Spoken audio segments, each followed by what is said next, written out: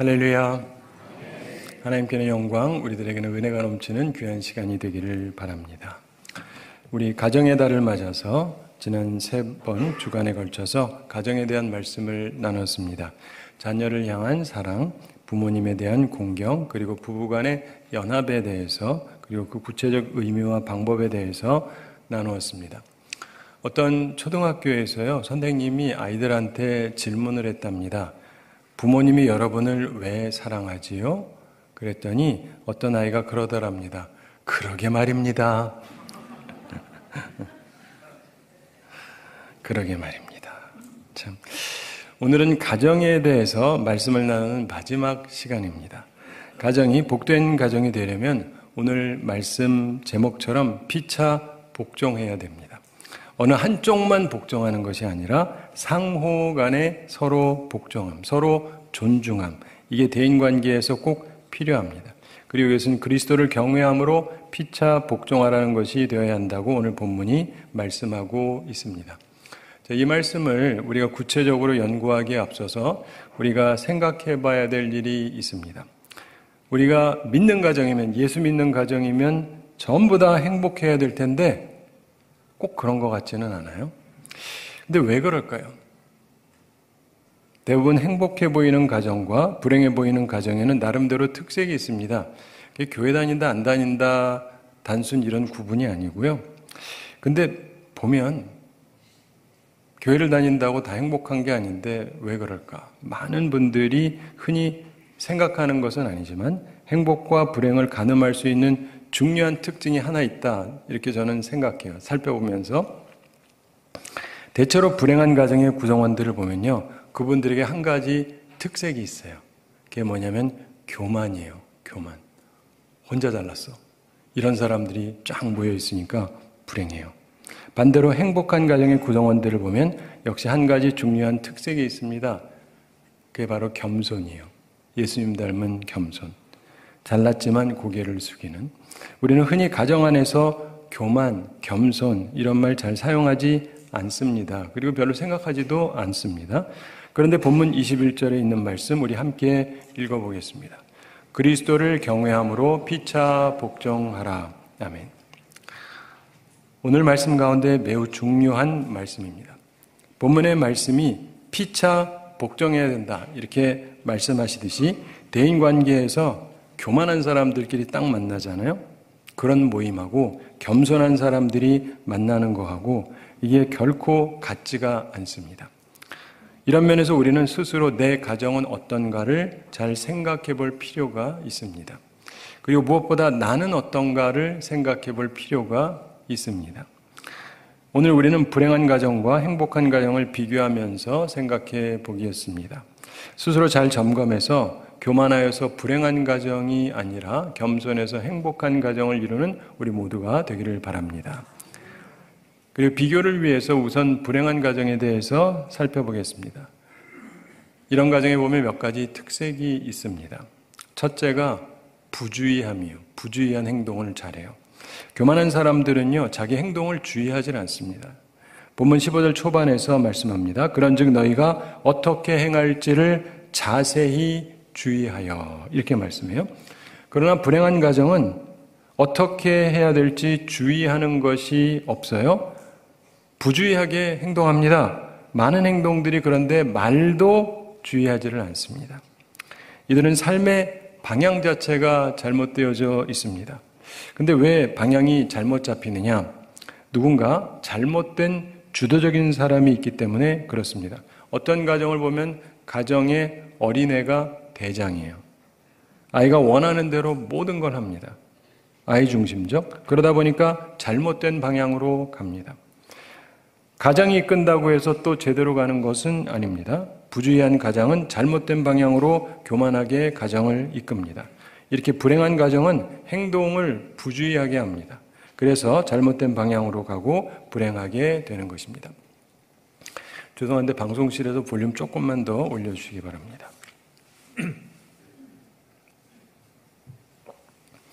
불행한 가정의 두 번째 특징은 지혜가 없는 거예요. 지혜가 없어요. 교만한 사람은요, 지혜가 없습니다. 15절 말씀 함께 읽어보겠습니다. 그런즉 너희가 어떻게 행할지를 자세히 주의하여 지혜 없는 자같이 하지 말고 오직 지혜 있는 자같이 하여. 아멘. 이 불행한 가정, 교만한 가정은 인생에 꼭 필요한 지혜가 없어요. 어리석음만 있습니다. 지혜가 없잖아요. 그럼 실수가 많아집니다. 그리고 상처가 많이 발생을 합니다. 부주의하게 행동하고 어리석기 때문에 상처가 많이 납니다. 그리고 어려움이 자꾸 발생을 합니다. 지혜가 없으니까 지옥불 같은 불구덩이로 들어갑니다. 상처날 방향으로 달려가기 때문에 여러 가지 마음 아픈 일이 자꾸 발생을 하게 되는 것입니다. 이솝 우화 중에 뱀의 꼬리 이야기가 있죠. 뱀이 길을 갈 때 항상 머리가 인도를 합니다. 근데 그랬더니 꼬리가 불만이에요. 왜 네가 맨날 인도하냐? 내가 좀 하자. 머리가 얘기합니다. 야, 나한테는 눈이 있어. 눈이 있어야 보고 제대로 갈 수 있고 위험을 피할 수가 있어. 근데 꼬리가 계속 불평합니다. 눈이 없으면 어때? 공평해야지. 나도 좀 해야지. 그래가지고 결국은 자기가 이끌고 갑니다. 근데 보여야 한 말이죠. 안 보이니까 가다가 가시덤불로 들어갑니다. 온몸이 찔리고 으악! 그러니까 안 되겠으니까 그 다음에 다시 머리가 잠깐 이끌어가지고 나와요. 그래가지고 나와가지고 있는데 그러고는 또 자기가 계속 이끌겠대요. 그러고 갑니다. 가다 보니까 눈이 보여야 한 말이죠. 그러니까 구덩이에 확 빠져버립니다. 그래가지고 또 다시 머리가 신경 써가지고 나왔는데 야 이젠 내가 하자. 아니, 꼬리가 포기를 안 해. 아니 내가 계속 하겠대. 그래가지고 가다가 불이 났는데 불구덩이로 들어가 버렸어요. 그래서 타 죽어버렸다. 뭐 이런 얘기예요. 허망한 얘기죠. 사랑하는 성도 여러분, 불행한 가정을 보면요 지혜가 없어요. 부주의하고 지혜가 없습니다. 그러니까 상처만 남는 거예요. 세 번째로 불행한 가정의 특징은요 세월만 낭비한다는 겁니다. 16절 말씀 함께 읽어보겠습니다. 세월을 아끼라 때가 악하니라. 아멘. 모든 잘못된 곳을 보면요 주도권 싸움이 계속됩니다. 사회도 그렇고 가정도 그렇고 뭐 교회도 그렇고 교만에서 비롯된 것인데 뱀꼬리가 자꾸 자기가 인도하겠다고 시비 걸고 다투는 것하고 비슷합니다. 그러니까 행복은 없고 불행해지기만 합니다. 그러면서 세월이 계속 낭비만 되어져 가는 것입니다. 세월이 가면서 좋아지는 것은 없고 상처만 남습니다. 그래서 많은 가정이 깨어질 수밖에 없습니다. 표면적으로 깨졌거나 내면적으로 이미 깨어진 가정이 얼마나 많은지 모릅니다. 왜 그렇습니까? 부주의하고 어리석으니까 깨어질 수밖에 없습니다. 그러면서 결국 세월을 낭비하게 됩니다. 그저 후회되는 인생만 남게 되는 것입니다. 이런 우스갯소리가 있습니다. 어느 학교에서요 수학시험을 치르게 됐는데 항상 꼴찌하는 애가 있어요. 그러니까 수학 문제를 보면 하나도 답을 몰라요. 그래도 하여간 시험은 봐야 되니까. 이렇게 문제가 나오면 그 다음에 1, 2, 3, 4 중에 고르라 이렇게 나오잖아요.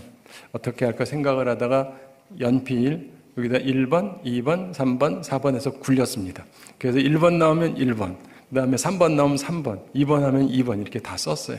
선생님이 옆에서 보니까 한심하게 짝이 없어요. 문제는 보지도 않아. 그리고는 그냥 돌려가지고 찍는 거예요. 그냥 뭐 보고 계셨습니다, 선생님이. 근데 이 녀석이 다 끝을 냈어요. 끝을 냈으면 끝났잖아요. 근데 또 연필을 굴리는 거예요. 그래가지고 선생님이 궁금해서 물어봤습니다. 야, 너 다 끝났잖아. 왜 또 굴려? 그랬더니 얘가 정색을 하면서 그러는 거예요. 선생님 뭘 모르시네. 시험 볼 때요 반드시 해야 되는 게 있습니다. 검산도 해야죠.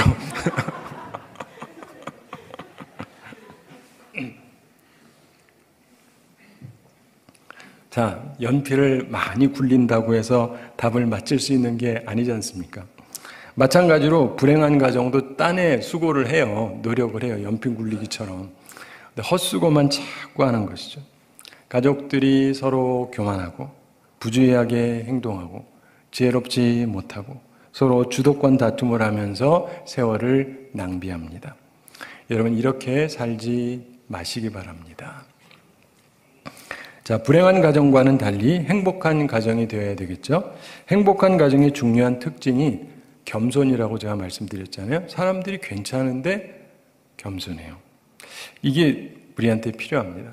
행복한 가정은 예수님을 닮아서 겸손한 성품을 가지고 사는 것이죠. 진정한 제자들의 삶. 그러면서 몇 가지 특성이 보여집니다. 우리 모든 가정에 있어야 하는 것입니다. 첫째로 성령 충만한 가정이 됩니다. 18절 함께 읽어보겠습니다.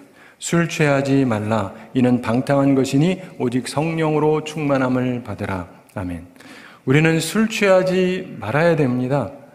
이는 방탕한 것입니다. 술에 취한 분들을 보면요, 항상 자기중심적이에요. 그러다가 탈이 많이 나죠. 대신에 성령으로 우리는 충만함을 받아야 됩니다. 성령으로 충만하면 주님의 말씀대로 살게 됩니다. 정말 행복한 가정은 성령의 충만함을 받아서 하나님의 말씀을 이루게 돼요. 부모는 하나님 말씀대로 자녀를 사랑하고, 자녀는 부모님을 공경하고, 남편은 아내를 사랑하고, 아내는 남편을 복종함으로 서로 하나가 되라. 이 하나님의 말씀이 실현이 됩니다. 겸손하기 때문에 내 뜻이 아니라 하나님의 뜻대로 실천하려고 하는 가정, 이런 가정이 행복한 가정이 되는 것입니다. 꼭 기억하시기 바랍니다. 성령 충만해서 하나님께서 주인, 가장이 되는 가정이 되면 싸움과 갈등이 줄어들어요. 살면서 보면 부부 사이에도 의견 대립이 간혹 발생합니다.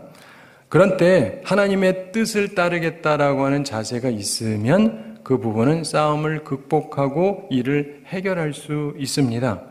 성령은 한 분이시기 때문에 하나님에 의한 감동과 인도하심은 반드시 일치되게 되어 있습니다. 사람 중심이 아니라 하나님 중심을 목표로 하면 하나가 됩니다. 두 번째로 마음으로 찬송하고 범사에 감사하게 됩니다. 마음으로 찬송하고 범사에 감사하게 된다. 19절에서 이렇게 말씀하죠. 시와 찬송과 신령한 노래들로 서로 화답하며 너희의 마음으로 주께 노래하며 찬송하며. 여기서 보면은 여러 가지 말씀이 나오면서 시, 찬송, 신령한 노래 이런 것으로 서로 화답하는데 무엇보다 마음으로 노래하고 찬송한다. 그냥 입술로만이 아니라 마음으로 속에서부터 우러나오는 찬송을 하게 됩니다. 그리고 20절 함께 읽어보겠습니다. 범사에 우리 주 예수 그리스도의 이름으로 항상 아버지 하나님께 감사하며. 아멘. 그러면서 범사에 아버지 하나님께 감사하게 된다. 그러니까 범사에 감사하게 됩니다.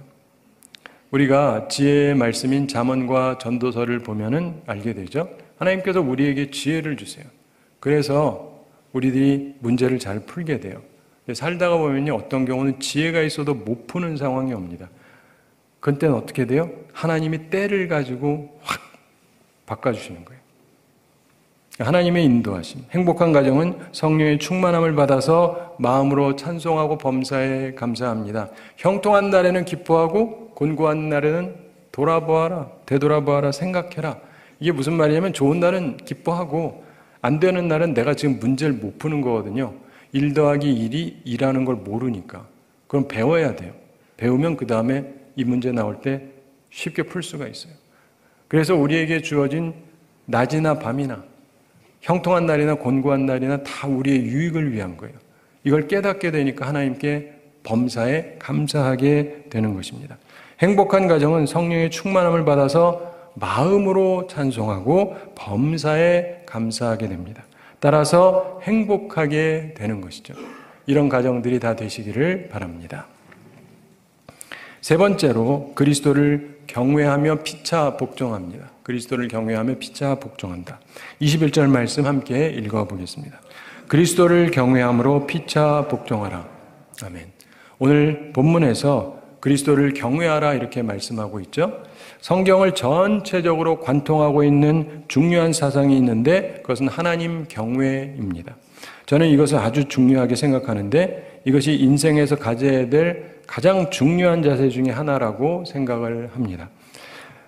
저의 자녀를 위해서 기도할 때에도 항상 하나님을 경외하는 아이가 되게 해달라고 기도했어요.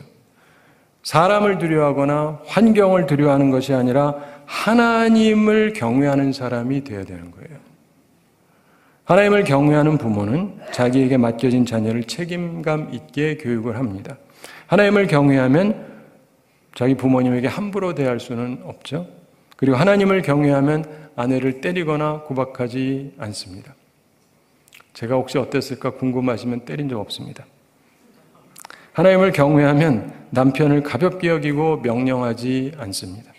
하나님을 경외함이 있는 가정이 행복한 것입니다.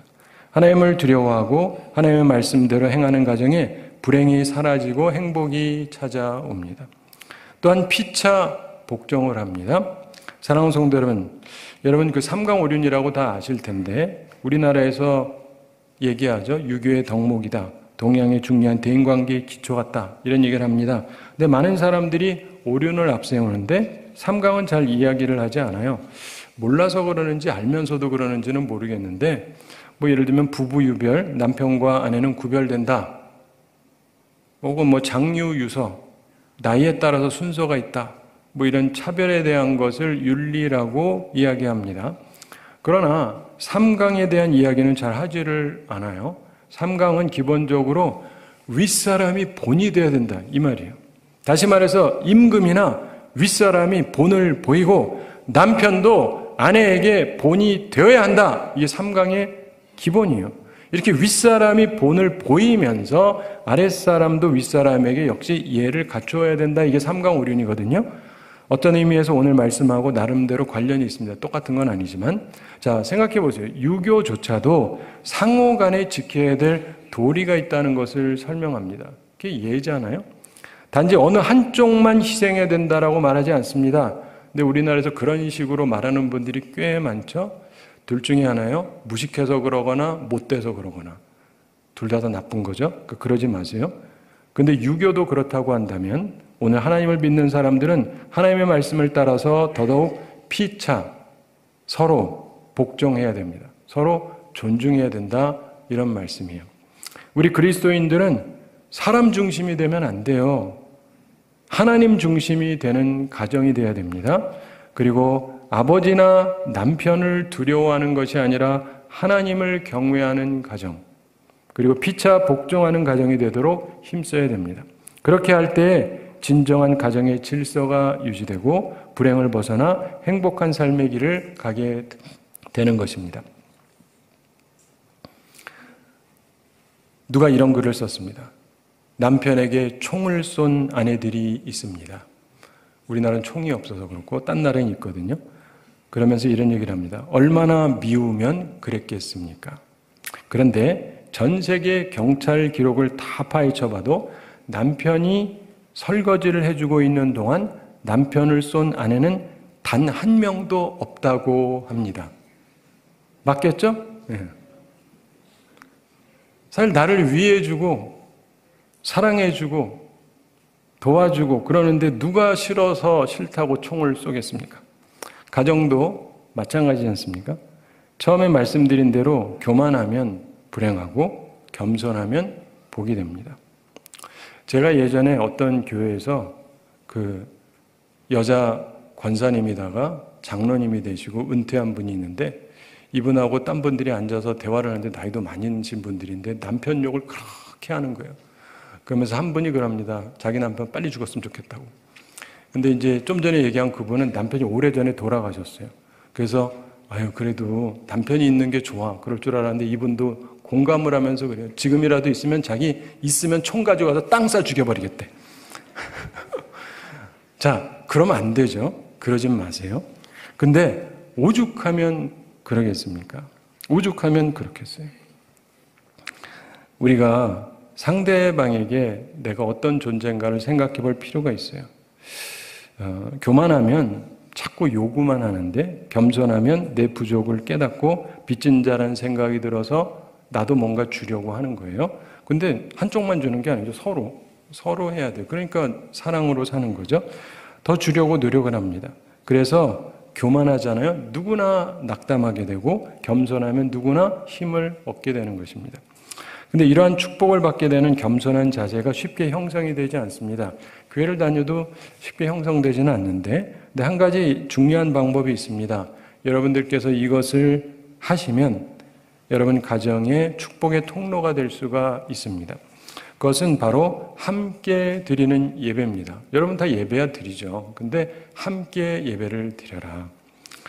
우선 온 가족이 주일에 함께 교회에 나와서 예배 드리는 게 중요합니다. 수요일에도 함께 나와서 예배 드리는 가정을 보면 대체로 화목해요. 더 나아가 금요일이나 새벽에도 나와서 예배 드리는 가정을 보면 대체로 굉장히 화목한 편입니다. 하나님 앞에 나와서 함께 예배를 드리고 있는가를 한번 생각해 보시기 바랍니다. 요즘에는요, 교회에 나와도 나이별로 따로 드리는 경우가 많지 않습니까? 그래서 말이 가족이지 교회 올 땐 같이 오는데 예배 볼 땐 따로 가가지고 예배 한번 같이 드리지 않는 교회가 많습니다. 사랑하는 성도 여러분, 할 수 있으면 조금 더 교회에 나오시고 함께 예배의 자리에 나오셔야 돼요. 함께 말씀을 들어야 돼요. 공유하는 게 있어야 돼요. 나 혼자 보고 나 혼자 생각하고 그럼 서로 다른 걸 듣고 다른 걸 생각하게 되는 거예요. 근데 그렇게 하나님 앞에 나와서 같은 말씀을 듣고 은혜를 받으면 점점 더 화목해집니다. 해보세요. 그러면 여러분의 삶에 도움된다는 걸 깨닫게 될 것입니다. 생각해 보세요. 오늘도 여기 왔으니까 이런 얘기를 듣지 밖에 나가면 그런 얘기 듣겠어요? 주도권을 딱 잡아야 돼. 이런 얘기나 듣지. 말씀을 마치면서 생각하기 원하는 것이 하나 있습니다. 17절 말씀입니다. 17절 함께 읽어보겠습니다. 그러므로 어리석은 자가 되지 말고 오직 주의 뜻이 무엇인가 이해하라. 아멘. 우리는 항상 주님의 뜻이 무엇인지 이해하려고 노력을 해야 됩니다. 그리스도를 경외함으로 피차 복종하는 자세, 피차 존중하는 자세를 가지면 크게 도움이 됩니다. 그렇게 하면 하나님의 뜻을 잘 발견하고 기쁨과 감사가 넘치게 됩니다. 우리는 우리 가정에서 가장 중요한 것은 하나님을 중심에 모시는 것임을 기억해야 됩니다. 어디든 그렇죠. 나 개인도 그렇고 가정도 그렇고 교회도 그렇고 국가도 그렇고 다 마찬가지입니다. 하나님을 중심에 모셔야 돼요. 교만하지 말고 겸손해야 됩니다. 하나님을 중심에 모시고 하나님이 주인이 되시고 하나님이 가장이 되시도록 하고 하나님을 경외하며 피차 복종해야 됩니다. 서로 존중해야 돼요. 겸손한 사람들, 겸손한 식구들이 모이잖아요. 그러면 하나님께서 우리에게 지혜와 사랑이 넘치도록 부어주십니다. 그리고 지혜가 있으니까 어떤 문제가 와도 풀 수가 있어요. 그리고 사랑이 있기 때문에 어느 것도 두렵지 않습니다. 게다가 하나님이 함께 하시기 때문에 내 지혜가 부족하면 때를 이끄시는 하나님께서 우리한테 적당한 때를 통해서 우리를 인도하세요. 이런 삶을 위해서 주님 앞에 함께 나와 예배를 드리시는 것이 좋습니다. 우리 교회에서 모이는 많은 예배에 가족들이 최대한 함께 참석할수록 좋습니다. 가정 예배도 드리면 좋고요. 그래서 하나님께서 주시는 기쁨과 지혜 그리고 평안을 얻고 온 가정이 하나가 되고 사랑이 넘치는 삶을 살게 되기를 바랍니다. 자, 한 가지 이야기 말씀드리면서 오늘 말씀 마치겠습니다. 찬송가 549장 작시 배경에 대해서 잠시 말씀을 드리는데 지금으로부터 320년 전인 1704년 벤야민 슈몰크 목사님 그리고 사모님이 신방을 다녀왔습니다. 근데 이분들에게 두 아들이 있었습니다. 어린 아들들이 있었는데 아이들을 집에 두고 신방을 다녀왔는데 웬일입니까? 집에 불이 났어요. 근데 이미 손 쓸 수 없이 집이 완전히 다 타버렸습니다. 참고로 그 당시에 천주교의 박해를 받아서 개신교 목사는 마을에 거하기도 힘들 때였습니다. 그래서 목사관이 마을에서 멀리 떨어진 곳에 있었기 때문에 사람들이 알지도 못하는 사이에 불이 났던 거예요. 급히 달려가 보니까 이미 두 아들은 새까맣게 타 죽어 있었습니다. 그 사건을 슈몰크 목사님께서 신앙으로 극복하면서 우리가 잘 아는 찬송 내 주여 뜻대로 행하시옵소서 이 유명한 찬송시를 지었습니다. 그리고 나중에 거기에 곡이 붙었기 때문에 그런 시이기 때문에 오늘날에도 우리에게 사랑받는 귀한 찬송입니다. 나라면 그런 시를 쓸 수 있을까? 스스로 돌이켜보지만 정말 쉽지 않을 것 같습니다. 그런데 사랑하는 성도 여러분, 가족이 항상 있지 않다. 이 사실을 한순간도 잊지 마시기 바랍니다. 내 사랑하는 부모님이 언제 떠날지 모르고 혹시 살아계셔도 내 배우자가 언제 떠날지 모르고 그리고 내 자녀가 언제 떠날지 모릅니다. 지금 내가 남부럽지 않은 가정을 이루고 계신다 할지라도 그건 그냥 감사한 것일 뿐이지 내일 내 가정이 어떻게 될지 우리는 알 수 없습니다. 욥을 보세요. 10명 아이들이 한순간에 죽기도 하잖아요. 홀로 계시는 분들을 보십시오. 그분들도 다 한때 부모님이 계셨던 분들이에요. 그리고 그분들 가운데 배우자가 있었던 분도 계시고 자녀들이 있었던 사람들도 있습니다. 그러니까 주어진 게 당연하다라고 생각하지 마세요. 영어에 take as granted라는 표현이 있는데 당연하게 주어졌다고 생각하지 마세요. 저도 제가 사랑하는 아버지가 하늘나라 가셨습니다. 오래전에 가셨는데 얼마 전에 어머니도 가셨습니다. 이제 누구 차례일까 알지 못하죠. 제가 빨리 죽지 않는다면 당연히 제 사랑하는 사람들과 서서히 계속 이별할 수밖에 없는 것입니다. 현재 주어진 내 가정 꼭 감사하지 않는다면 참으로 불행한 일입니다. 왜냐하면 가정의 행복도요 항상 주어지는 게 아니라 다 주어진 때가 있어요. 제한된 때가 있습니다. 이제라도 나에게 주어진 것 감사하면서 받으시고 범사에 감사하면서 하나님의 뜻을 따라 살아가는 우리가 되기를 바랍니다. 또한 홀로 계시는 분들을 우리가 생각하면서 우리 모두는 그리스도 안에서 한 가족이라는 걸 기억해야 되잖아요. 가정과 교회에서 그리스도를 경외함으로 피차 복종하는 우리 모두가 되기를 우리 주님의 이름으로 축원합니다. 우리 함께 기도하겠습니다. 사랑의 하나님 아버지, 우리를 사랑하시고 오늘도 저희에게 귀한 말씀 주심을 감사드립니다. 주의 말씀을 기억하면서 우리들에게 주신 가정에 대해서 한번 돌이켜보고 생각해보게 해주시고 하나님이 기뻐하시는 모습으로 나아가는 저희들 되게 하여 주시옵소서. 주님, 저희들은 심히 부족하오니 주의 성령으로 저희들을 충만케 하여 주시옵소서. 성령의 충만함으로 저희들이 지혜를 얻고 하나님께서 주시는 참된 기쁨을 가지고 마음으로부터 나오는 찬송을 부르며 범사에 감사하는 삶을 살아가는 저희들 다 되게 하여 주시옵소서. 주님, 저희들은 심히 부족하지만 하나님이 우리를 사랑하시고 때에 맞게 우리를 인도하신다는 것을 믿으며 우리의 주어진 삶 속에서 내가 할 수 있는 바를 최선을 다하며 범사에 감사하며 하나님께 영광 돌리며 살아가게 하여 주시옵소서.